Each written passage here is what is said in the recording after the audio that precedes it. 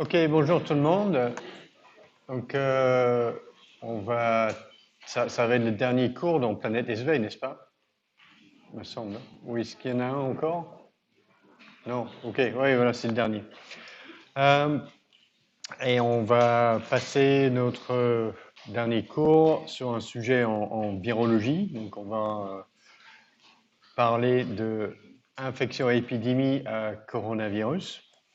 Mais avant ça, je voulais faire une petite page de pub pour le parcours ABT et de façon dans un sens un peu plus large, la mobilité à l'international avec la mobilité Erasmus par exemple. Euh, cette année, on est un petit peu déçus, moi et Monsieur Montiel, qui est le correspondant RI du département de biologie, parce que on a seulement 3 étudiants en licence 2 SV qui partiront en mobilité Erasmus l'année prochaine, parce qu'on n'a pas reçu énormément de candidatures, et ça c'est vraiment dommage parce que pour la licence SV, on a par exemple 2 à 4 places disponibles à Umeå, au nord de la Suède, 2 places à Göteborg, 2 places à Wrocław en Pologne. Cardiff, 1 ou 2 places, et Birmingham, éventuellement 2 places, mais ça c'est pour toute l'UFR Sciences, donc toutes disciplines confondues. Mais on peut certainement proposer des mobilités Erasmus pour 6 à 8 étudiants en licence 2 SV, et dans toutes ces universités, chez ces partenaires-là, les cours sont proposés en anglais. Donc c'est pas en polonais ici, c'est pas en suédois à Göteborg et Umeå. Donc on a plus de places que de demandes, et nous pensons que ça serait bien si on avait un peu plus d'étudiants qui voulaient partir à l'étranger. Alors, la L2 ABT, et aussi on a le réseau d'universités partenaires en Uniwell, donc on a des mobilités possibles à Köln, à Florence, et puis encore une fois, il n'y a personne qui a demandé ces 2 destinations-là. Mais évidemment, là, il faut avoir un bon niveau d'allemand et d'italien pour suivre les cours là. Alors, la L2 ABT, c'est une excellente préparation pour ensuite faire son année L2 ou un semestre à l'étranger en suivant les cours en anglais. Donc, pour la L2 ABT, il y a le groupe de L1, on souhaite que tout le monde veut continuer, mais ce groupe n'est pas complet, donc si on peut avoir un peu plus de candidatures pour la L2, ça serait pas mal. Donc, je pense que les candidatures vont s'ouvrir en mi-mai, on aura un dépôt de candidatures en juin et puis des euros. Donc c'est comme ça qu'on a fait depuis des années. Et j'ai pas vérifié auprès d'Émilie et de Paul si c'est vraiment comme ça qu'on va fonctionner cette année. Donc si ça vous tente, n'hésitez pas à contacter Émilie Comberlin ou Paul Denery pour plus d'informations pour comment vous pouvez faire pour intégrer la L2 ABT. Ok, donc à partir de là, je vais rentrer dans le vif du sujet. Et ce que je vais faire, c'est une partie de sciences fondamentales avec la structure et leur application en général des coronaviridae. Ensuite, on regardera les pathologies qui sont provoquées par les coronavirus saisonniers et aussi les bêta-coronavirus hautement pathogènes, le SARS-CoV-1 et le COVID-19. Ça donnera l'occasion de faire le point sur l'épidémiologie de maladies transmissibles. Et dans la dernière partie, on regardera un peu les questions un peu plus larges. Donc, les phases de l'épidémie en France et l'efficacité du vaccin, où ça en est, ce virus, est-ce que c'est encore dangereux pour nous? Et je terminerai par, en tout cas, mon analyse personnelle des origines du SARS-CoV-1 et SARS-CoV-2. Donc, sujet qui reste encore un peu controversé. Alors, chez les coronavirus, donc c'est la famille des coronaviridae, et chez cette famille, on a plusieurs genres de coronavirus, donc alpha et bêta coronavirus sont des désignations au niveau du genre. Et jusqu'en 2019, on connaissait 4 coronavirus humains qui nous infectaient bon an, mal an, provoquant des symptômes respiratoires. Donc on avait 2 alpha coronavirus humains, le 229E et le NL63, et 2 bêta coronavirus, HKU1 et OC43. À côté de ça, on connaît depuis une vingtaine d'années des bêta-coronavirus qui peuvent provoquer ponctuellement des infections chez l'humain. Donc on a frôlé un peu la catastrophe avec le SARS-CoV-1 en 2002-2003. On a réussi à juguler cette épidémie et prévenir une pandémie à ce virus. Il existe aussi un bêta-coronavirus fortement pathogène au Moyen-Orient, c'est le MERS, le Middle East Respiratory Syndrome Coronavirus. Et le SARS-CoV-1 et le MERS sont ou étaient tous les deux transmis à l'humain via un autre intermédiaire chez des animaux. Donc, bon, le SARS-CoV-1, on verra tout à l'heure de quoi il s'agit. Mais pour le MERS, c'est une infection qui est transmise à des chameaux. Donc, ce sont des personnes en contact direct avec des chameaux, en Arabie Saoudite, en Jordanie, des fois des touristes, qui peuvent attraper cette infection et c'est extrêmement mortel. Il y a un taux de mortalité d'environ 50%. Mais il est peu transmissible entre personnes. Et le SARS-CoV-2, c'est le virus qui maintenant est établi comme le 5e coronavirus humain. Et techniquement, lorsqu'on parle de SARS-CoV-2, ça c'est le nom du virus, le coronavirus du syndrome respiratoire aigu sévère 2. Et COVID-19, c'est ce qu'on appelle la maladie. Donc c'est COVID, c'est Coronavirus Disease. Alors, les coronaviridae sont des virus enveloppés à ARN brun plus. Donc ce sont des virus de la classe 4 de Baltimore. En microscopie électronique, les particules virales sont de forme sphérique avec une couronne autour de la particule formée de probablement plusieurs dizaines ou centaines de copies de la glycoprotéine spike. Donc ça, ce sont des images des particules de coronavirus purifiées en microscopie électronique. Et sous forme schématique, on voit l'image ici, recopiée de l'excellent site web Virosome. Et on voit que la structure des particules virales des coronavirus est assez simple. Il n'y a que 4 protéines virales dans les particules.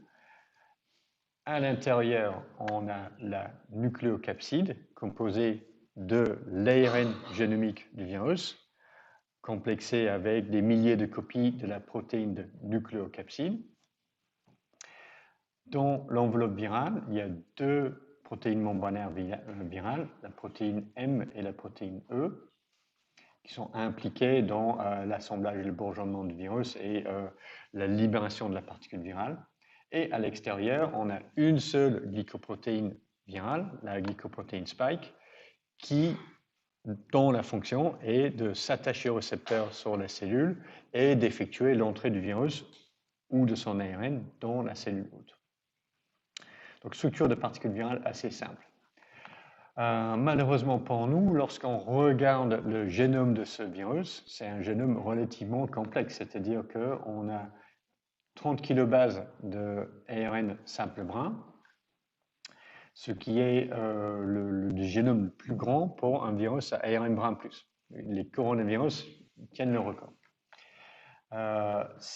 Donc on a cet ARN brun plus. Donc ça, c'est l'extrémité 5' ici. Là, c'est l'extrémité 3' qui se termine avec une queue en poly-A comme un ARN messager cellulaire. Lorsqu'on regarde sur l'ARN, on trouve plusieurs cadres ouverts de lecture. Un cadre ouvert de lecture, ça veut dire qu'on commence avec un codon AUG pour démarrer la traduction et on termine avec un codon stop. Donc on a deux grandes cadres ouverts de lecture à l'extrémité 5' qui couvrent plus que la moitié du génome viral. Et puis sur l'extrémité 3', on a plusieurs petits cadres ouverts de lecture. Et lorsqu'on regarde bien, les protéines de structure du virus, la spike, enveloppe, matrice, nucléocapside, font partie de ces petites cadres ouverts de lecture à l'extrémité 3'. Et chacune de ces petits cadres ouverts de lecture est exprimée à partir d'un ARN messager qui lui est propre. Alors, pour son cycle de réplication, c'est un virus ARN brun plus, donc tout va se passer dans le cytoplasme de la cellule infectée. Donc on a les différentes phases, ou les différentes étapes du cycle de réplication, l'attachement sur les récepteurs, l'entrée. À un moment donné, il y aura la décapsidation, et c'est l'ARN, ou en tout cas la nucléocapside, qui sera livrée au cytoplasme cellulaire. La première chose qui va se passer, c'est que l'on aura l'expression des protéines virales, car les ribosomes de la cellule infectée vont se mettre à traduire l'ARN génomique du virus. Parmi ces protéines virales, on aura une ARN polymérase, dépendante de l'ARN, qui est capable de recopier le génome viral en ARN brun plus à un intermédiaire en ARN brun moins. Et cet ARN brun moins sert de matrice pour resynthétiser de multiples nouvelles copies du génome viral. Donc on a des protéines virales, on a plusieurs, probablement dizaines de milliers de copies du génome viral. On va assembler ces composants en particules virales qui vont être libérés par bourgeonnement. Et donc ça, c'est notre cycle de réplication dans les grandes lignes pour les coronavirus. Alors, on regardera un petit peu les mécanismes moléculaires de ces différentes étapes. Donc, l'attachement et l'entrée.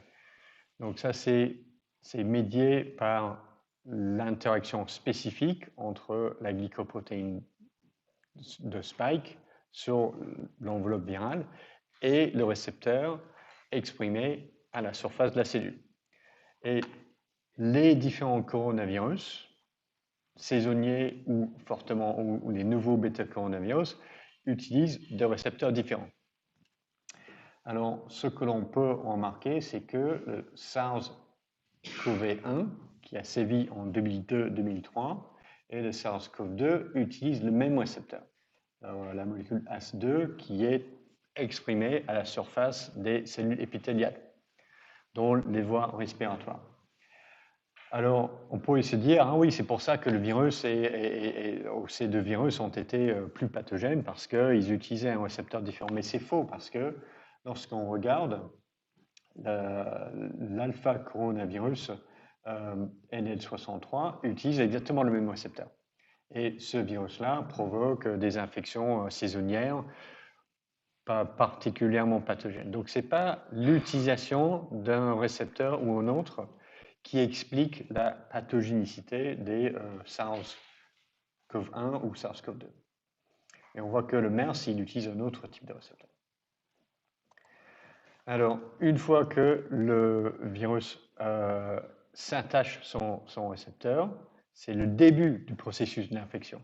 Un virus ne peut pas juste rester collé à l'extérieur de la cellule. Ça ne suffit pas pour se répliquer. Donc, le virus doit provoquer son entrée.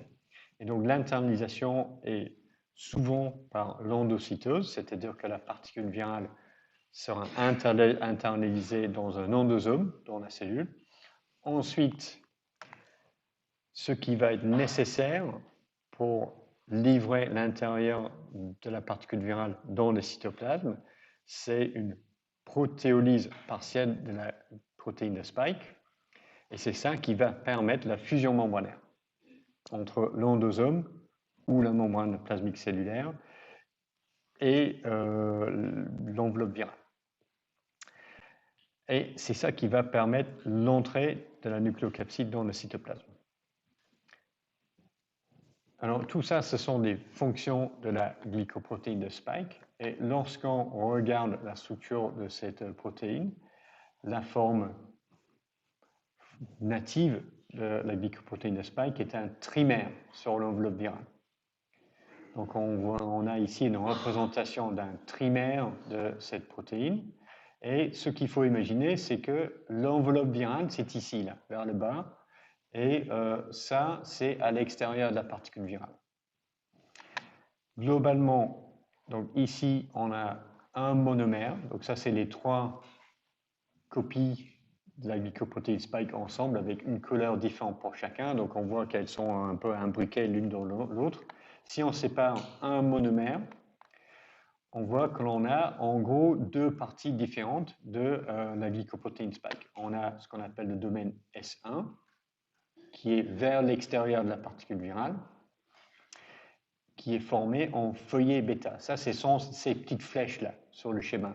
Ça, c'est ce qui représente un feuillet bêta sur la structure de la protéine. Et ici, on a le domaine S2 qui est formé de hélice alpha. On voit une sorte de hélice ici, là, qui descend. C'est la représentation des hélices alpha dans la structure d'une protéine. Donc on a un domaine à l'extérieur de la particule virale et un autre domaine plutôt qui touche la base, qui est en contact direct avec l'enveloppe virale. Alors, c'est le domaine S1 qui est responsable de la fixation sur le récepteur, et notamment ce domaine S1, c'est terminal. Et c'est le domaine S2 qui est responsable de la fusion membranaire et l'entrée du virus dans des cellules. Donc, je vais vous montrer comment ça marche ici avec ce vidéo, avec une petite page de pub d'abord. Désolé.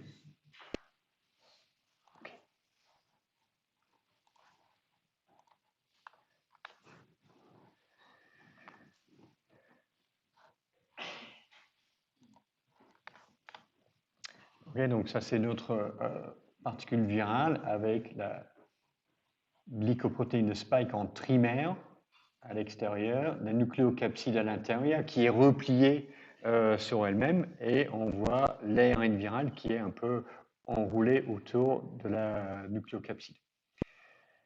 Alors ici, on a notre particule virale qui va s'approcher de la surface cellulaire. Et on va voir d'abord l'interaction entre la glycoprotéine spike et le récepteur AS2. Et je ne sais pas si vous avez remarqué, on a le domaine S1 ici, qui est dans 2 conformations ici. Donc on a une conformation qui est peut-être plutôt repliée comme ça, c'est la conformation down.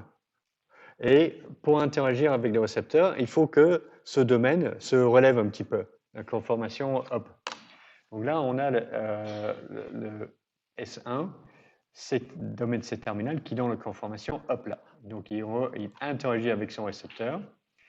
Et la deuxième étape, qui est spécifique du SARS-CoV-2, c'est le clivage protéolytique d'un site dans la protéine de spike par une protéase membranaire sur la cellule qui s'appelle TMPRSS2. Et ensuite, on a la libération de ce domaine S2. Donc, on a une sorte de... la glycoprotéine spike qui est un peu démontée.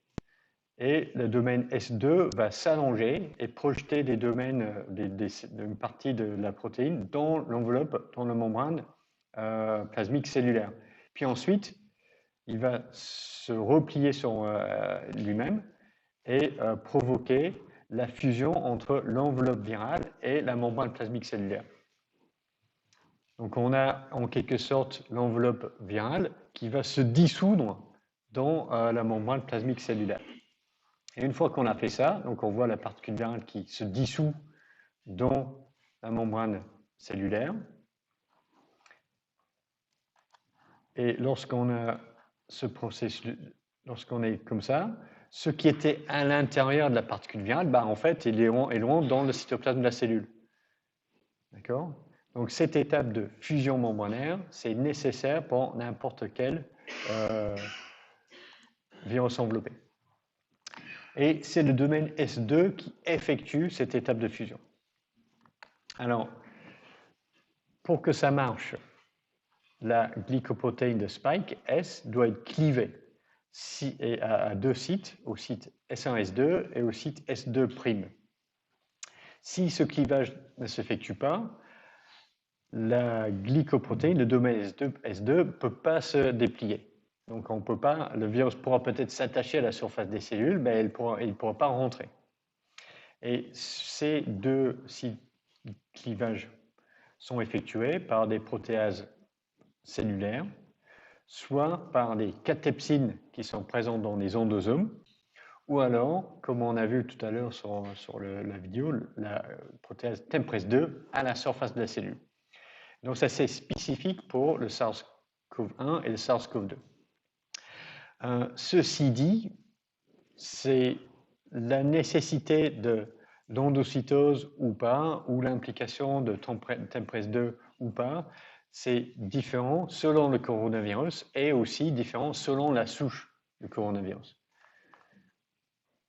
Alors ça, c'est quelque chose qui a changé un petit peu avec l'évolution de SARS-CoV-2 depuis les 5 dernières années. Ok, donc le virus s'est attaché à la surface de la cellule. La domaine S2 a provoqué la fusion membranaire. Ce qui rentre, c'est l'ARN viral associé à la nucléoprotéine. La première chose qui va se passer, c'est que les ribosomes cellulaires vont s'attacher à l'extrémité 5' de l'ARN viral et ils vont traduire ces deux grosses polyprotéines qui sont encodées sur les canaux verts de lecture A et 1A et 1B. Alors, une polyprotéine, c'est quoi? C'est tout un tas de protéines collées les unes sur les autres sur le même polypeptide. Mais une polyprotéine ne sera pas fonctionnelle. Donc, pour libérer les protéines virales qui pourront effectuer leur fonction, cette polyprotéine doit être clivée par les protéases virales, qui sont le PL-protéase et la protéase 3CL. Et par exemple, une des protéines qui est libérée, c'est la RDRP, la polymérase à ARN dépendante de l'ARN. Et c'est cette RDRP qui est responsable de la réplication de l'ARN viral. Donc, la polymérase à ARN viral va synthétiser des brins d'ARN complémentaires, qui sont illustrés en bleu ici, et aussi des différents ARN messagers qui codent pour les différentes protéines, les protéines structurales qui sont à l'extrémité 3' du gène. Donc on a un système relativement complexe d'expression des protéines virales en deux temps. Donc le virus réplique son ARN génomique, il exprime les protéines virales, et ensuite il doit assembler et libérer des particules virales. Lorsqu'on regarde à l'intérieur des cellules infectées par microscopie électronique, ce que l'on peut apercevoir, c'est que la réplication virale n'a pas lieu d'une façon dispersée dans tout le cytoplasme, mais on voit l'apparition de ces compartiments ou ces vésicules à double membrane qui ne sont pas des structures normales de la cellule, ce ne sont pas des organites, ce sont les structures provoquées par la réplication virale. À l'intérieur, c'est bourré d'ARN viral en train de se répliquer. Donc on a la réplication virale dans ces vésicules à double membrane, et puis ensuite les ARN et les ARN génomiques sont exportés et on a une libération par bourgeonnement à partir de la cellule infectée. Donc ça, c'est notre virologie moléculaire sur les coronavirus. C'est vrai pour le SARS-CoV-2, c'est vrai pour l'ensemble de la famille des coronaviridae. Donc une fois qu'on a compris ça pour un virus dans cette famille, en gros, ça va être vrai pour les autres. Quelques subtilités, c'est quel est le récepteur utilisé et où se passe le clivage de la glycoprotéine spike. Alors, quelles sont les pathologies provoquées par ces virus? Donc, avant 2019, on connaissait bien les coronavirus humains saisonniers qui provoquent les infections respiratoires et dans les cas les plus graves peuvent aussi provoquer des pneumonies et éventuellement des gastroentérites. Et dans cet article publié il y a 17 ans maintenant, c'était une étude clinique chez les enfants hospitalisés avec des infections respiratoires et 10% de ces infections suffisamment graves pour mériter l'hospitalisation de l'enfant étaient provoquées par un coronavirus. Donc les coronavirus saisonniers ne sont pas totalement dépourvus de potentiels pathogènes. Alors, les formes sévères sont relativement minoritaires, mais la population en risque des formes sévères, c'était des enfants de moins de 2 ans, les nourrissons, les personnes âgées et les personnes immunodéprimées. Donc ça, c'est intéressant parce que personnes âgées, personnes immunodéprimées, c'est aussi deux catégories à fort risque des formes les plus sévères de Covid-19. Et lorsqu'on essaie de regarder un peu les symptômes des formes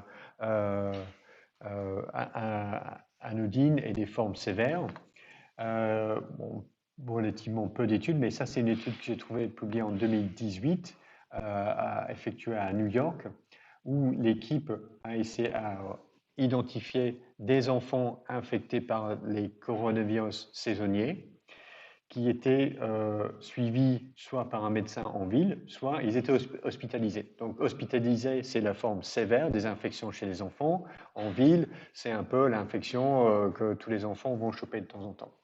Donc pour les infections chez les enfants, sans complications, congestion nasale, toux, peu de fièvre et 0% de sifflement au poumon à l'auscultation. C'est ça le wheezing. Tandis que chez les enfants hospitalisés, moins de congestion nasale, un peu moins de toux, beaucoup plus de fièvre et beaucoup plus de sifflement au poumon. Donc les formes sévères, c'est lié à la réplication du virus dans les voies respiratoires inférieures, donc dans les poumons, tandis que les formes les moins graves, la réplication virale est limitée aux voies respiratoires supérieures.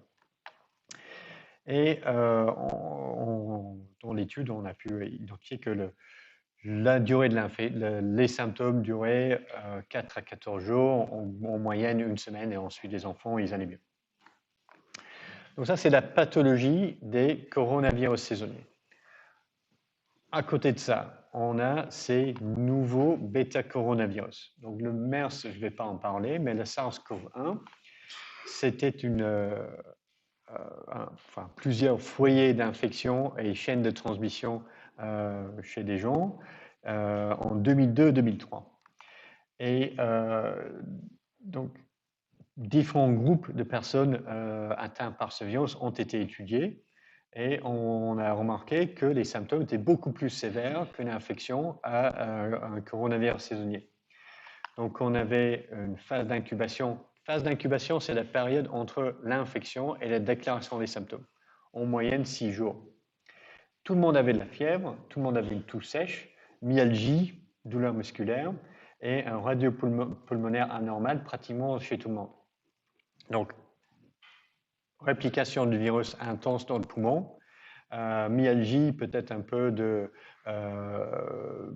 réplication. Voilà, bon, réplication intense chez le poumon, dans le poumon, associée à des symptômes plus sévères et un taux de décès, 6,5% des personnes infectées étaient mortes. ce qui n'est pas le cas du coronavirus saisonnier. Et donc ça, c'était une étude de 144 patients à Toronto en 2003. Et globalement, si on met ensemble l'ensemble toutes les données de ces foyers d'infection en 2002-2003, on a pu remarquer que les personnes âgées, plus on était âgées, plus on avait de risque de mourir. Donc le CFR, c'est le taux de mortalité par cas. Donc si on avait plus de 60, entre 60 et 74 ans lorsqu'on a chopé le virus, on avait 40% de risque de mourir. Et un risque légèrement plus élevé de décès si on était un homme comparé à une femme. Homme en blanc, femme en gris ici. Chez les enfants et les jeunes adultes, beaucoup moins de risque de mourir.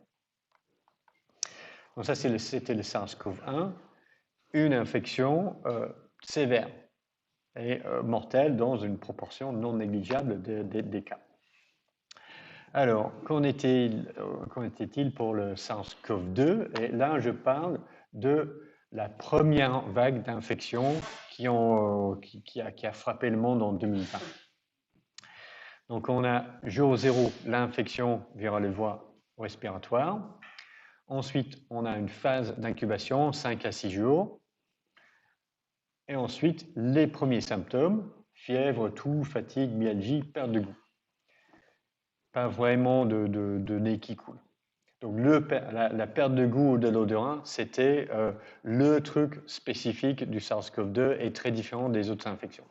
Donc si on avait ça, c'était quasiment certain qu'on avait une infection, on avait la COVID-19. Tandis que les autres, fièvre, toux, fatigue, myalgie, ça pouvait être la grippe, par exemple. C'était des symptômes relativement non spécifiques. Et ce que les cliniciens ont remarqué chez les patients hospitalisés, c'était qu'on avait une maladie qui se progressait en 3 phases. Donc on avait la phase d'incubation, environ 5 ou 6 jours. Ensuite, la première phase symptomatique avec l'association de ces symptômes qui durait à peu près une semaine. Et ensuite, il pouvait y avoir 2 évolutions. Soit les gens allaient mieux et puis ils sortaient de l'hôpital, c'était terminé.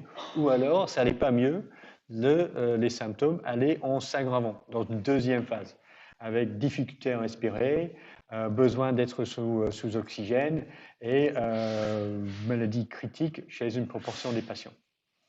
Et les facteurs de risque des formes critiques et du décès chez les personnes avec une COVID-19 en 2020, c'était l'âge avancé et la présence de comorbidités comme les maladies cardiovasculaires, diabète, maladies respiratoires chroniques ou hypertension, ou les patients qui avaient un cancer, donc qui étaient un peu une faiblesse peut-être systémique de leur organisme.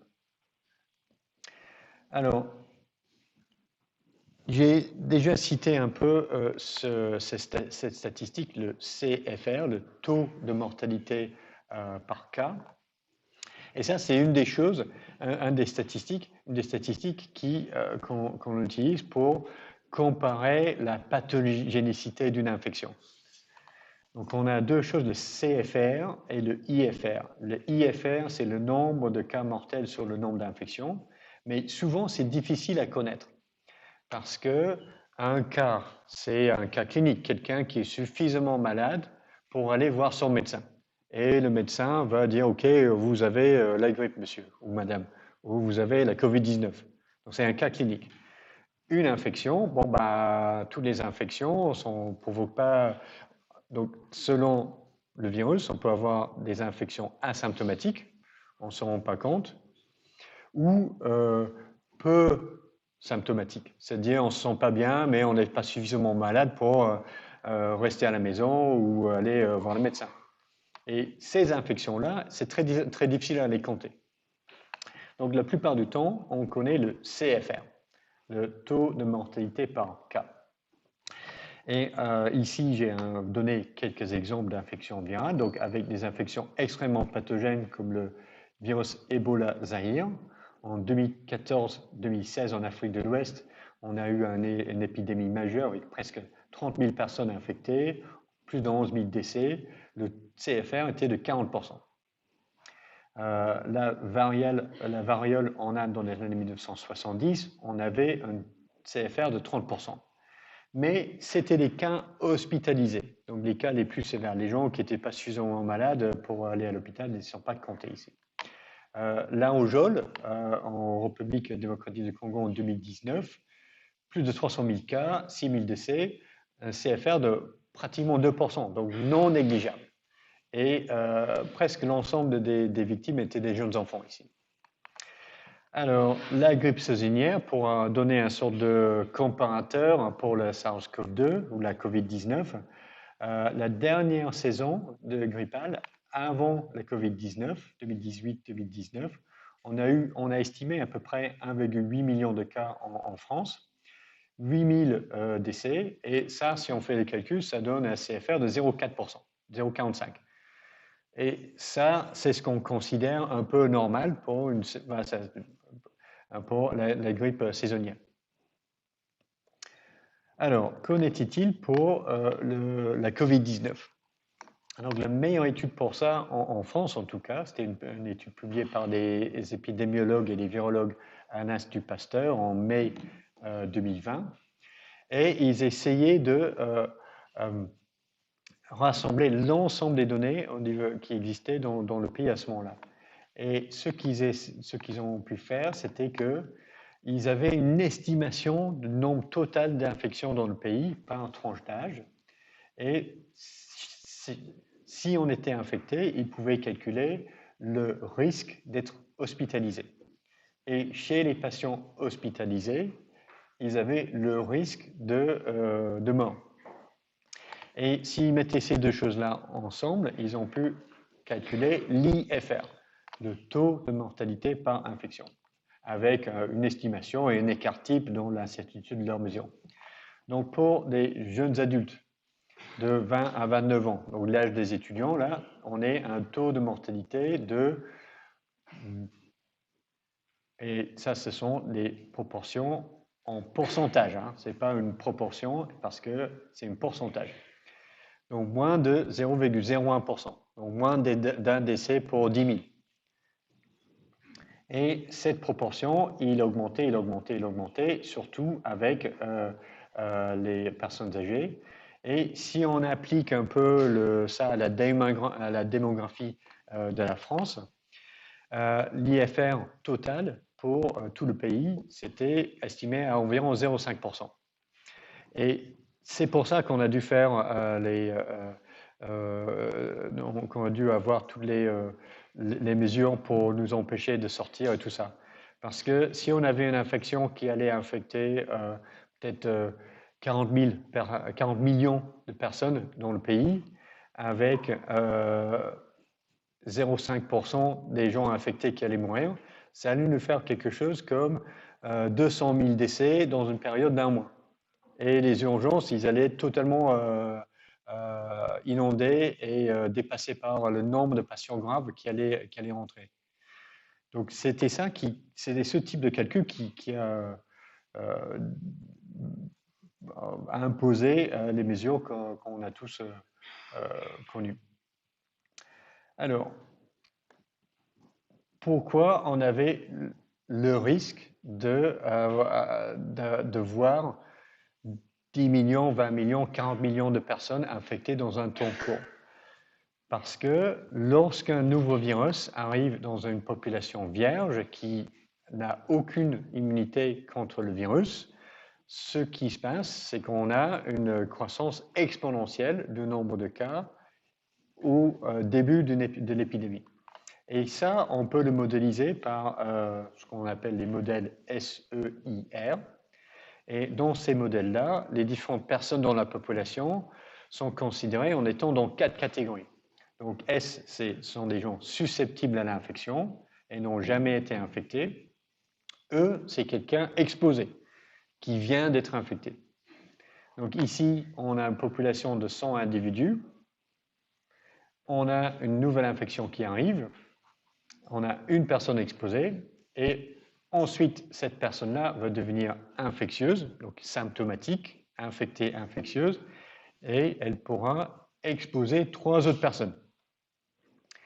Donc ça, c'est un cycle de reproduction ou de transmission du virus dans la population. Et au prochain cycle de transmission, bah, j'ai ces 3 personnes-là qui sont infectieuses, qui exposent à leur tour 3 autres personnes. Donc maintenant, j'ai 9 nouvelles infections et j'ai 13 infections totales. Mais notre première personne, là, elle est guérie et elle devient récupérée de l'infection ou résistante aux infections futures parce qu'elle a acquis une immunité. Soit ça, ou soit elle est morte, mais dans les deux cas, elle ne pourra plus être réinfectée.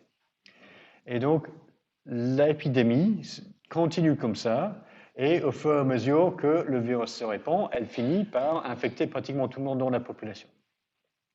Et donc, si je mets à chaque cycle de transmission sur un graphique le nombre d'infections nouvelles par cycle, le nombre d'infections totales par cycle et le nombre d'infections guéries par cycle, on a ce type de pic épidémique.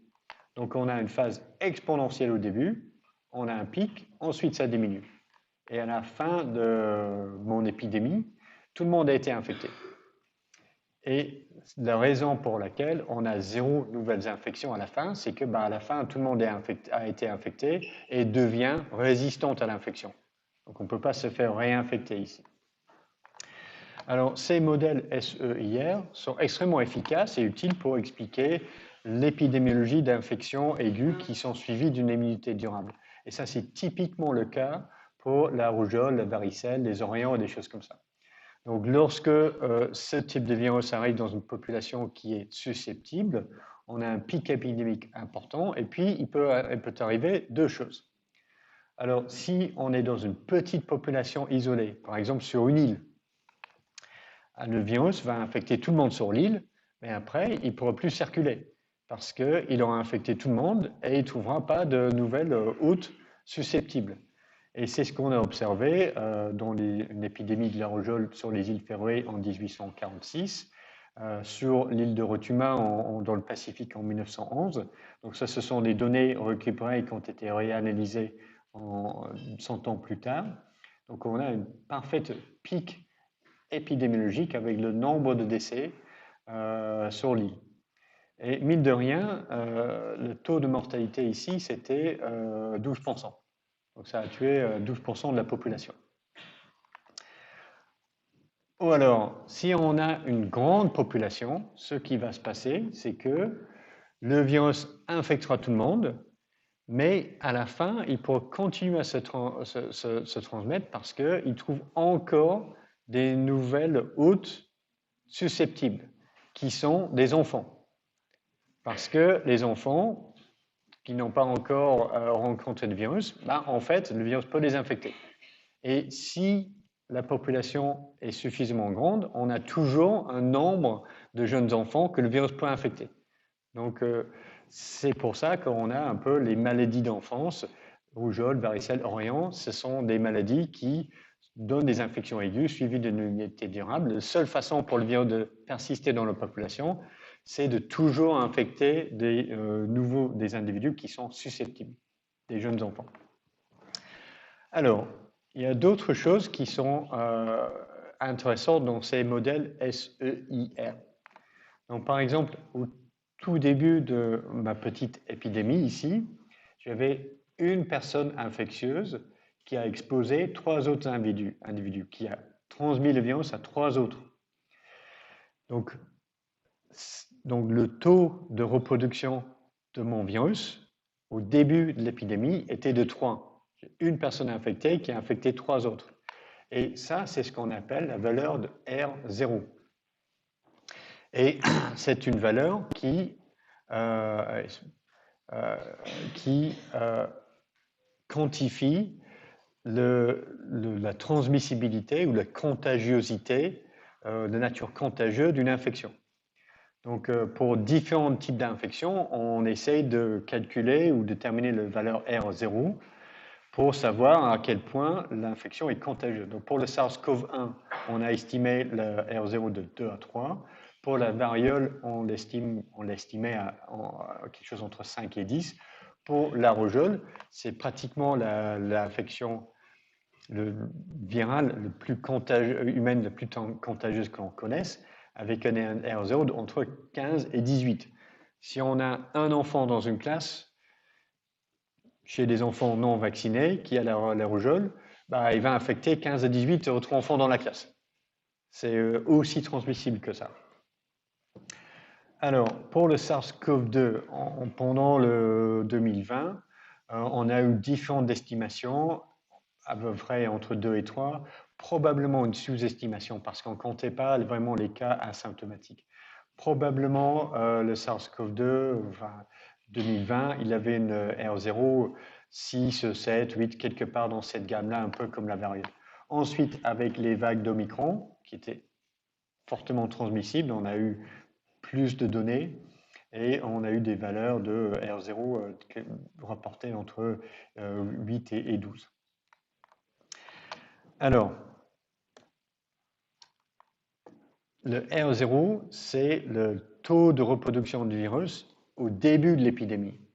Mais lorsqu'on regarde plus tard ici, donc là j'avais compté toutes mes cases roses ici, j'avais 24 personnes infectieuses, mais j'ai eu que 17 personnes, exposées. Et donc plus tard dans l'infection, la valeur de R diminue.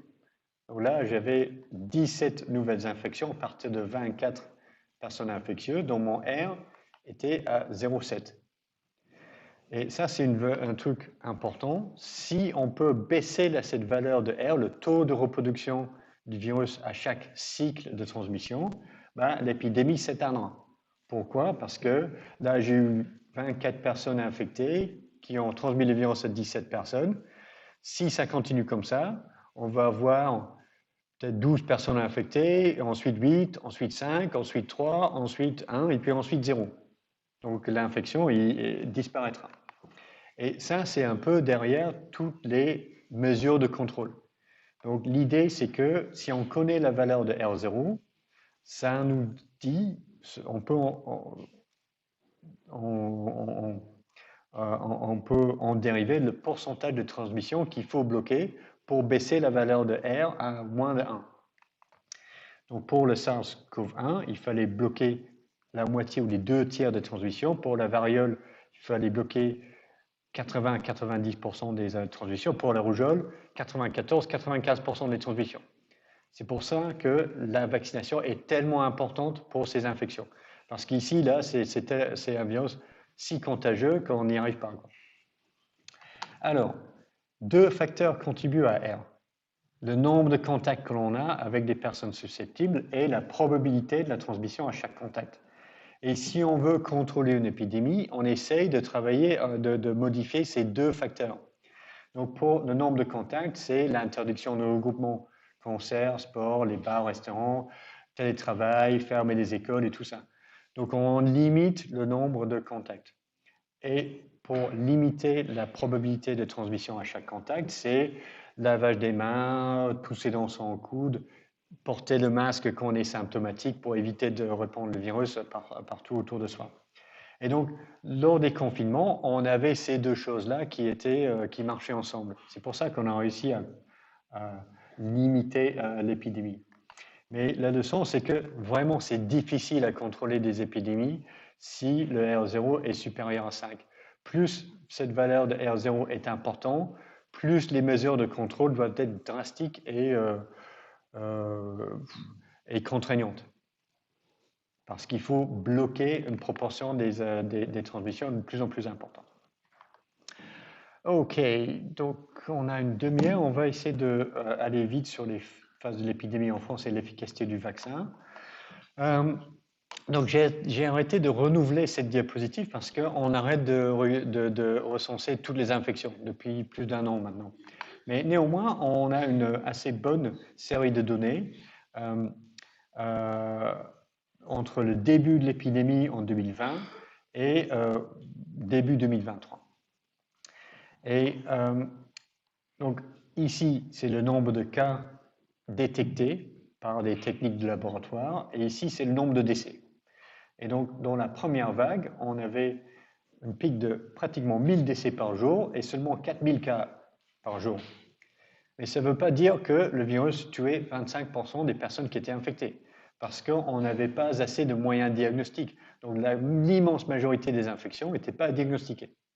Donc ensuite, on met en place les kits pour des dépistages. Et dans l'année suivante, enfin fin la vague de l'automne 2020, hiver 2020-2021, là, on avait un pic de 50 000 cas par jour, seulement 600 décès par jour. Et ensuite, ce que l'on avait en 2022, on avait presque 300 000 cas par jour. Oh, on revient. Mais c'est sensible ce truc-là. 300 000 cas par jour, mais seulement 200 décès. Donc ici, on avait 6 fois plus de cas, mais 3 fois moins de décès. Que s'est-il passé entre-temps? La population hôte a changé. Donc initialement, ici, on a une population totalement susceptible. Personne n'avait d'immunité contre ce virus. Or, lorsqu'on arrive ici, là, ce qui se passe, c'est qu'on a une population qui était vaccinée. Et donc on a de très bonnes données qui viennent de Santé publique France, avec ici l'épidémie suivie en nombre de tests positifs chez les personnes non vaccinées et chez les personnes vaccinées. En été 2021, l'hiver 21-22, et on voit qu'on avait empêché à peu près 50% des infections chez les personnes vaccinées. Le taux d'infection était 2 fois plus petit. Mais en termes d'entrée en soins critiques, extrêmement efficace le vaccin. C'est-à-dire qu'initialement,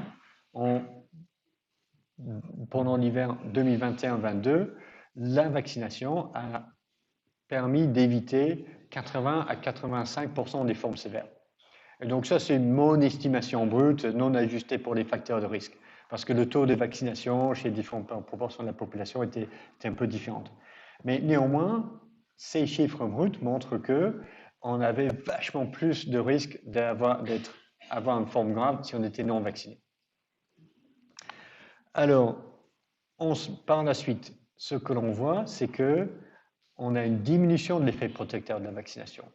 Ça, en termes d'infection, ces deux courbes ont tendance à se rejoindre. Donc, le vaccin ou la vaccin de première génération s'est avéré inefficace contre les infections depuis 2022, mais qui a gardé une efficacité pour prévenir les formes sévères. Donc, ça valait toujours la peine d'être vacciné. Alors, pourquoi le vaccin a perdu la capacité de prévenir des infections? Parce qu'en même temps que la population a changé, donc soit tout le monde était en 2022, tout le monde était soit infecté, soit vacciné au moins une fois. Et donc, le virus, pour se maintenir, était obligé d'évoluer à son tour. Donc, ce qui s'est passé, c'est que pendant les différentes phases de l'épidémie en Europe, on a différentes variantes du virus qui se sont succédées, les unes après les autres. Et attends, mais c'est pas sur la bonne diapositive, ça. Je sais pas pourquoi il fait ça, mais il n'est pas censé être là. Ok. Alors, donc on a ces différentes variantes du virus de SARS-CoV-2 qui se répandent, et puis à chaque fois, on voit que la nouvelle variante remplace toutes les anciennes. Donc on a une succession de variantes. Et qu'est-ce qu'elles ont de spécial, ces variantes? C'est, en fait, elles échappent aux anticorps qui sont présentes chez nous, dans la population, chez les gens ayant été vaccinés ou infectés. Et c'est ça qui a permis le virus de se persister et réinfecter des gens. Donc, on a probablement tous été infectés au moins une fois, probablement 2 ou 3 fois maintenant. Et c'est des nouveaux variants du virus qui échappent aux anticorps qu'on a développés. Alors, la question qu'on peut se poser, c'est est-ce que c'est grave? Est-ce que le virus il reste aussi méchant qu'au départ?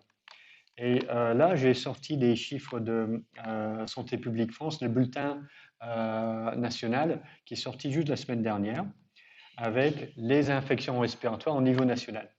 Donc, ça, c'est les données de SOS Médecins et la part de suspicion de Covid-19 parmi tous les appels au SOS Médecins quand ils vont chez vous pour vous aider. Et la couleur de la courbe, c'est par année.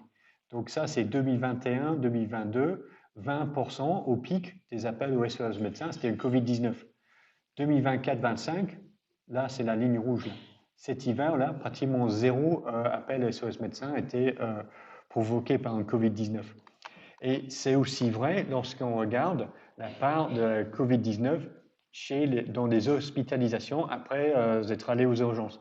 Donc ça, c'est 2020-2021, 15%, 10% des passages des hospitalisations. Et d'année en année, on voit que ces pics diminuent. Tandis que si on compare le virus de la grippe sur la même période, ce qui était invraisemblable, pas d'épidémie de grippe en 2020-2021. C'était les mesures de confinement qui avaient totalement jugulé la transmission de ce virus. Mais depuis, il revient. Et les chiffres se maintiennent, 5%, 5%, et cette année, l'épidémie de grippe était assez importante. Donc on a le Covid-19 qui devient moins grave, le virus de la grippe qui maintient sa dangerosité. Donc on peut constater que depuis 2 ou 3 ans, on a moins d'hospitalisation Covid-19 et que le virus de la grippe a repris sa place. Alors, pourquoi on a cette tendance? Je ne peux pas vous le dire. Donc on pourrait imaginer que c'est le virus qui s'adapte à nous, il devient moins pathogène. Peut-être, mais ce n'est pas forcément ça. Ou alors, c'est que on a tous été infectés, on a tous été vaccinés. L'infection ou la vaccination ne permet pas de prévenir de nouvelles infections, mais peut-être il prévient les formes les plus sévères. Donc on acquiert une certaine immunité de lymphocytes T et tout ça qui va permettre de empêcher le virus de vraiment nous faire du mal. Alors, on a 20 minutes et je suis bien content de les avoir pour terminer sur... Oh, ok, voilà. Donc, juste avant de quitter cette diapositive, donc quel est l'avenir pour la Covid-19 Donc, on a l'impression que ce virus, le SARS-CoV-2, est devenu le 5e coronavirus humain. Et si je devais mettre de l'argent, je dirais que pour moi, ce qui va se passer, c'est que en fait, le virus va persister comme ça. Il ne va pas redevenir soudainement plus pathogène. Et principalement parce que on a une sorte de mémoire immune contre ce virus maintenant dans la population et chacun d'entre nous. Donc globalement, pour moi, il est devenu le 5e coronavirus humain et il sera géré à partir de maintenant un peu comme les autres. Mais comme on a vu tout au début, c'est pas zéro pathogénicité non plus. Ça peut être 10% d'hospitalisation des enfants pour des maladies respiratoires. Donc, il continuera à provoquer un certain nombre d'hospitalisations et même de décès. Alors, la dernière question, grande question, qui est toujours d'actualité, ce sont les origines du SARS-CoV-2. Et pour comprendre ça, je vais présenter d'abord ce que l'on sait sur le SARS-CoV-1. Le SARS-CoV-1, c'est un peu la clé du mystère qui nous permet de comprendre ce qui s'est passé avec le SARS-CoV-2. Et si on essaie de faire le SARS-CoV-2 en isolement, en oubliant qu'on a déjà connu des pandémies provoquées par des virus, on risque de se tromper. Alors, le SARS-CoV-1 a provoqué 2 vagues d'infection en 2002-2003 et en 2003-2004. Il y a quelques années, j'avais j'avais consulté toutes les pages web de l'OMS qui détaillaient semaine par semaine le bulletin hebdomadaire sur les dernières nouvelles à propos de cette épidémie. Et donc, j'avais mis les liens ici, mais ils ne sont plus actifs. Donc, on clique dessus et puis la page n'existe plus sur le site web de l'OMS, malheureusement. Alors, toujours est-il que le premier cas de SRAS, provoqué par le SARS-CoV-1, a été identifié à Hanoï en février 2003. Ensuite, après l'alerte, il y a plusieurs pays qui ont identifié des cas semblables, mais la majorité de ces cas étaient à Hong Kong. Et les autorités sanitaires à Hong Kong ont tracé les contacts de toutes les personnes qui sont tombées malades et ils ont identifié leur patient zéro, la personne qui a démarré le foyer d'infection à Hong Kong. Et cette personne-là, elle venait du reste de la Chine. Et donc, les autorités à Hong Kong ont dit, hey, écoute, vous là, les voisins, vous n'avez pas des cas comme ça? Et ce n'est qu'à ce moment-là, fin mars 2003, que la Chine a reconnu que, ah ouais, on a vu des cas comme ça depuis quelques mois déjà. Mais ils n'avaient pas signalé. Donc les pays voisins ne pouvaient pas être alertés sur le risque de transfert de cette nouvelle infection chez eux. Alors, dans tous les pays concernés, on a eu un contrôle progressif, les mesures de restriction de transmission, et le dernier cas de les premiers foyers d'infection était observé en juillet 2003. Mais ensuite, il y a eu une deuxième résurgence de la même maladie, cette fois-ci au sud de la Chine, au Guangzhou, en décembre 2003, mais qui a aussi été contrôlé. Et le bilan global, c'était qu'on avait 8096 personnes infectées, 774 décès, un taux de mortalité par cas d'environ 10%. Donc une infection très pathogène, mais relativement peu transmissible. Le SARS-CoV-1, il n'a pas gagné le jackpot pour le virus. Il a tenté le coup, il a tué quelques centaines de personnes, mais il n'a pas réussi à s'établir dans la population humaine. Et d'ailleurs, donc, ce virus n'existe plus, sauf dans les laboratoires spécialisés. Alors, quelle était l'origine de cette épidémie, de SARS-CoV-1? On a appliqué une approche phylogénétique, c'est-à-dire on a séquencé le génome complet du SARS-CoV-1 et on a séquencé le génome, de comparer au génome d'autres bêta-coronavirus de différentes sources. Et le SARS-CoV-1, ici, c'est souligné en rouge, ce sont des phylogrammes, n'est-ce pas, non enracinés, obtenus avec des études de comparaison de séquences des différents gènes dans le génome viral. Donc la spike, la nucléocapside, les polymères ARN ou la protéase 3CL.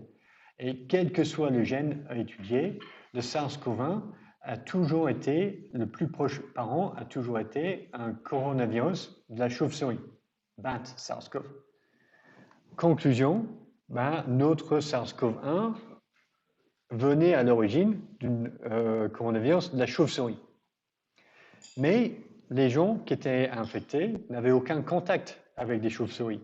Donc comment était arrivé dans la population humaine? On avait des marchés d'animaux sauvages qui sont élevés, ils sont entretenus dans des élevages et puis vendus vivants au marché. Donc ici, c'est une photo de l'époque, d'il y a une vingtaine d'années. Et puisque on avait cette deuxième vague d'infection à Guangzhou, on pouvait aller dans les marchés, on identifiait que les gens qui étaient infectés bossaient dans le marché, on pouvait voir qu'ils avaient ces animaux-là en vente vivants, on pouvait prélever des animaux, tester pour la présence du virus. Parce que pour la deuxième vague, on avait développé tous les tests diagnostiques. Donc en 2003, en fin 2003, on a déjà eu le temps de développer le moyen de tester et identifier la présence du virus. Et c'est ce deuxième foyer d'infection qui a permis de déterminer vraiment, sans le moindre doute, que c'était des animaux dans le marché qui étaient infectés, avec deux espèces, le Pagumala vata, le civet, et le Nyctereutes procionides, le raccoon dog, aussi connu comme les petits tanuki dans le film de Pompoko. Donc on connaît l'origine du SARS-CoV-1. Donc c'est un virus des chauves-souris qui a été transmis, on ne sait pas comment, dans un hôte intermédiaire. Et c'est l'hôte intermédiaire qui ne l'a pas transmis aux humains, travaillant dans des marchés. Et cette idée de l'origine de coronavirus comme étant des zoonoses, des infections virales qui nous ont été transmises, c'est quelque chose qui a un petit peu été développé pour essayer de comprendre l'origine des différents coronavirus humains saisonniers. Donc on peut se poser la même question, quel est le plus proche voisin, le plus proche parent des différents coronavirus humains? Et donc par exemple, où est-ce qu'on a ça là? Donc le coronavirus humain OC43, le plus proche voisin, c'est un coronavirus bovin. Donc on soupçonne que c'est un virus bovin qui a été transmis à nous par la suite. Donc ça, c'est cet article de Diego Forni, publié avant la Covid-19, qui a proposé une origine zoonotique des différentes souches de coronavirus humain actuellement en circulation. Enfin, alors, donc on arrive à la SARS-CoV-2, la Covid-19. Et donc on a différentes hypothèses sur l'origine de cette infection. Donc le premier, c'est que c'est un zoonose, comme la SARS-CoV-1, avec comme origine éventuellement le marché de Huanan, qui était connu pour vendre des animaux vivants. Deuxième hypothèse, c'était que c'était un accident de laboratoire, parce que, hasard, je ne sais pas, l'épidémie mondiale, la pandémie, a démarré dans la ville de Wuhan, au centre de la Chine. Et à Wuhan, on trouve le Wuhan Institute of Virology. C'est le centre spécialisé pour l'étude de coronavirus et les coronavirus circulant chez la chauve-souris à potentiel de transmission à l'humain. Donc, dans cette ville où l'épidémie démarre, on a un institut de virologie qui travaille spécifiquement sur ce type de virus. Et la troisième hypothèse qui a été proposée, c'est que c'était un virus qui était fabriqué exprès, on a traficoté le truc et on l'a rendu infectieux. Donc, je ne vais pas vraiment rentrer dans les détails ici, mais pour beaucoup de raisons, ce n'est pas une hypothèse sérieuse. Enfin, si je vais raconter un truc quand même, c'est-à-dire que la séquence du virus, de coronavirus chez la chauve-souris, qui est le plus proche du SARS-CoV-2, est identique à 96%. Mais 96% sur un génome de 30 000 nucléotides, ben, on a 4% de différence, c'est quelque chose comme 1200 nucléotides qui sont différents. Et n'importe qui bosse dans un laboratoire, qui essaye de générer des virus recombinants, personne ne va s'amuser à mettre 1200 en différence ici et là, partout dans le génome viral. C'est invraisemblable, personne ne ferait comme ça. Si on avait trouvé un truc qui était différent juste à un ou deux sites et tout le reste était identique, ok, c'est peut-être possible, mais avec les données qui existent, personne n'a fabriqué le SARS-CoV-2. D'accord? Donc ça, ce n'est pas une hypothèse sérieuse. Mais les deux autres, c'est quand même des hypothèses qui méritent d'être regardées. Donc ce que je vais faire, c'est que je vais présenter en tout cas ce que j'ai pu trouver pour proposer soit une origine au marché, soit une origine avec un accident de laboratoire. Alors, donc on avait plusieurs types d'évidence. Donc, pour les données épidémiologiques, où étaient les premiers cas? Donc, avec cet article publié en 2021, une grande équipe de chercheurs, ils ont essayé de regarder sur une carte où se trouvaient les premiers cas des personnes infectées. Et donc, WIV, ça c'est l'Institut de virologie de Wuhan, le marché de Huanan, c'est ici, là. Et les premiers cas, c'est au nord du fleuve, l'Institut de virologie au sud du fleuve. Et au fur et à mesure que l'épidémie s'avance, on a une région qui est de plus en plus grande qui est infectée.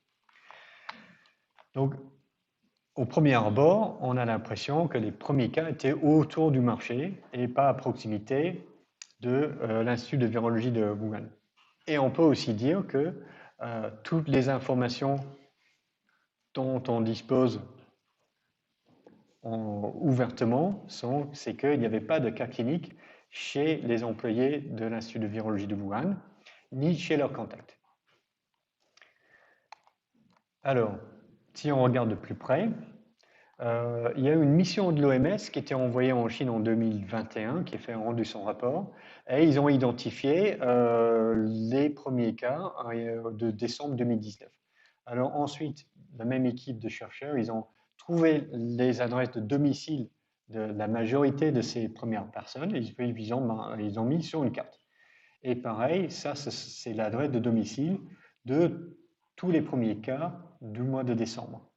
Et encore une fois, ils sont centrés autour de ce marché. Et la distance médiane des cas de décembre 2019 au marché de Wuhan, c'était 4 km. Et si on prend tous ces premiers cas et on met un peu le centre, c'est comme si quelqu'un lançait des flèches sur une cible. Si on regarde le centre de là où tombent les flèches, c'est à moins d'1 km du marché. Et donc ça, c'est un exemple super classique en épidémiologie de maladies transmissibles, qui a démarré avec des études de Dr Snow à Londres au 19e siècle. Il y a eu une épidémie de choléra qui a provoqué 600 morts. Et ce qu'il a fait, le Dr Snow, c'était de marquer l'adresse de domicile de toutes les personnes qui ont été tuées. Et il a remarqué que les cas étaient en cluster autour de cette rue-là, Broad Street, où il y avait une pompe à eau. Et donc, mais c'est ça la source de l'infection. Les gens, ils tiraient leur eau sur cette pompe, et c'est ça la source de l'épidémie. Donc c'est la démarche classique, on regarde où se trouvent les premiers cas, et les premiers cas ils vont être groupés autour de la source de l'épidémie. Et c'est ça qui implique carrément le marché de Wuhan. Alors, donc, deuxième question, c'est est-ce qu'on avait des animaux susceptibles à l'intérieur du marché en 2019? Et on a des photos qui existent, des gens qui sont allés dans le marché, qui ont pris des photos. Et il y avait clairement des animaux vivants en vente.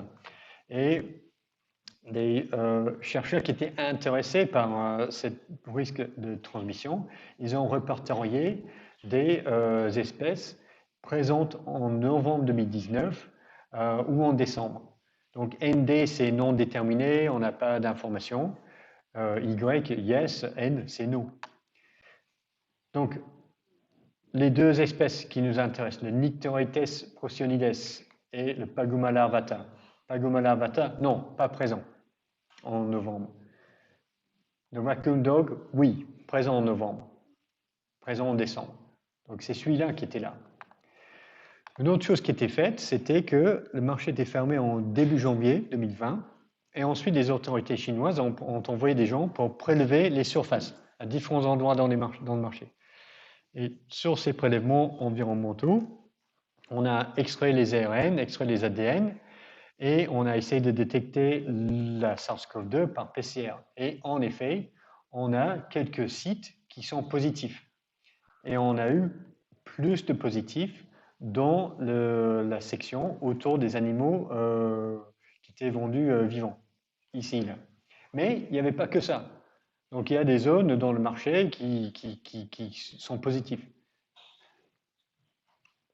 Alors, le dernier rebondissement dans cette histoire, c'est que sur ces prélèvements d'ADN ou d'ARN qui sont restés collés sur un bout de, je sais pas, de quelque chose qui reste sur les surfaces, où on prélève, je sais pas, avec un écouvillon, on fait une extraction d'ADN ou de l'ARN, et on utilise une approche de séquençage nouvelle génération pour générer tout un tas de millions et de dizaines de millions de petites séquences, et on essaye de voir de quelle espèce venait telle ou telle séquence. Et avec cette information, on peut identifier l'ADN mitochondrial de différentes espèces qui étaient présentes. Et on a 2 publications en 2022, soit par l'équipe chinoise qui ont effectué toutes les recherches, ou une réanalyse des mêmes données par un consortium de chercheurs européens et américains, dont Florence Desbarres, qui est l'experte française dans la matière. Alors, les deux sont d'accord qu'il y avait de l'ADN mitochondrial de Nyctereutes procyon. Donc, les raccoon dogs, ils étaient présents sur le marché. Mais l'interprétation est un peu différente. Donc pour l'équipe chinoise, ils ont remarqué qu'il y avait peu ou pas d'ADN mitochondrial de raccoon dogs dans les 3 échantillons avec le plus fort taux de contamination par le virus. Et il y avait un enregistrement de l'ADN de Nycteroides dans seulement un échantillon SARS-CoV-2 positif. Pour ces chercheurs, les données sont insuffisantes pour prouver que des animaux étaient infectés. Parce qu'il y avait tellement d'autres endroits positifs pour le virus, ça peut être une coïncidence. Or, pour l'équipe internationale, ils ont remarqué que sur un état du marché, il y avait 3 échantillons sur 10 qui étaient positifs pour le virus, en PCR et en séquençage de nouvelle génération, et sur cet état-là, 9 échantillons sur 10 étaient positifs pour le Nycteroides. Et donc pour eux, si on cherche une origine de toute la pandémie, c'est ça, c'est précisément cet état-là dans le marché. Alors, comment raisonner ça? Moi, ce que je pense, c'est que le problème, c'est que au début de l'épidémie, début décembre, peut-être on avait l'infection principalement chez les animaux en vente. Mais lorsqu'on arrive en fin décembre, le virus est déjà en train de circuler chez la population humaine, au centre de Wuhan. Et donc, probablement, ce qu'on trouve dans le marché, c'est un mélange d'infections humaines et éventuellement des animaux qui étaient encore infectés. Et donc, ça, pour moi, les données sont cohérentes avec une origine zoonotique, mais c'est impossible de tirer une conclusion définitive parce qu'on est arrivé trop tard. Et la plupart des échantillons positifs dans le marché, fin décembre, c'était probablement des infections humaines. Alors, dernière chose pour ça. Ah, mais je ne vais plus avoir de temps. Alors, je vais avoir... Ok, je vais essayer de me dépêcher. Donc, pour le SARS-CoV-1, on avait le virus détecté chez les animaux du marché. Et on peut se dire, mais pourquoi on n'a pas ça comme information pour le SARS-CoV-2? Et en effet, les échantillons des animaux ont été collectés en janvier-février 2020 et les résultats ont été publiés dans le rapport de l'OMS. Donc on a tout un tas d'espèces d'animaux qui ont été prélevés et tout le monde est négatif en PCR pour SARS-CoV-2. Qu'est-ce qui manque là? Il n'y a pas de Nycteroides testé. Moi, je trouve ça carrément bizarre. Vraiment, c'est louche. C'est le suspect numéro 1, puis il ne teste pas, quoi. C'est vraiment bizarre, ça. Alors, vite fait, pour l'échappement du laboratoire. Alors, pourquoi c'est une hypothèse scientifique sérieuse? Parce qu'on sait qu'il y a plusieurs cas d'échappement de virus au laboratoire dans le passé, y compris pour le SARS-CoV-1. Donc, les gens qui travaillaient sur le virus se sont infectés, ou alors c'était dans des gens qui travaillaient dans le même bâtiment.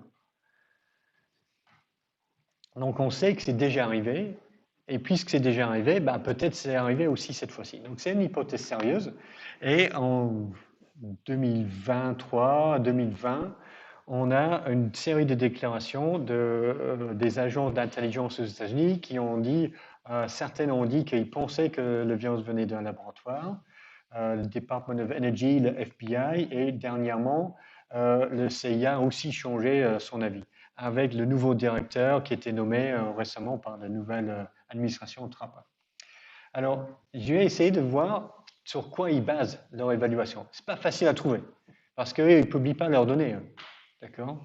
Mais il y a des infos qui sortent dans la presse, et donc ceux qui pensent, ceux qui croient savoir, c'est que il y avait 2 ou 3 scientifiques qui travaillaient sur les coronavirus dans l'Institut de virologie de Wuhan, ont été malades avec des symptômes compatibles avec le Covid-19 en novembre. Et donc, ils se basent un petit peu sur cette